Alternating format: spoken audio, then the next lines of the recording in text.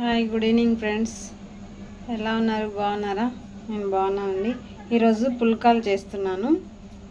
పుల్కాకు కావాల్సిన ఇంగ్రీడియంట్స్ చూడండి. గోధుమ పిండిలో సాల్ట్, కొద్దిగా ఆయిల్ వేసుకొని కలిపి నానబెట్టుకున్నానండి.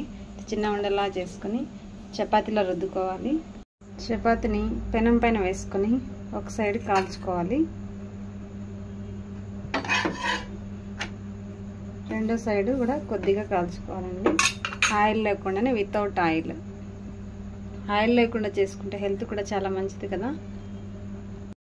కాల్చుకున్న రొట్టెను తీసుకొని నెక్స్ట్ పుల్కాని డైరెక్ట్ మంట పైన, గ్యాస్ మంట పైన వేసేసి ఈ విధంగా కాల్చుకోవాలండి.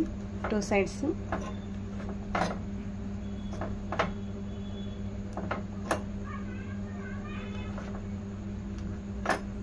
ఇవి తింటే హెల్త్ కూడా చాలా మంచిది, మనకి చాలా టేస్ట్ కూడా ఉంటాయండి.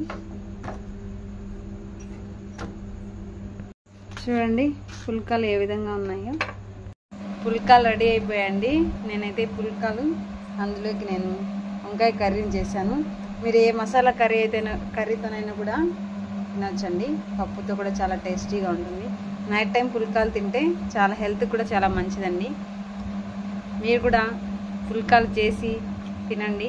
టేస్ట్ ఎలా ఉందో చెప్పండి. Please like and subscribe. Thank you for watching.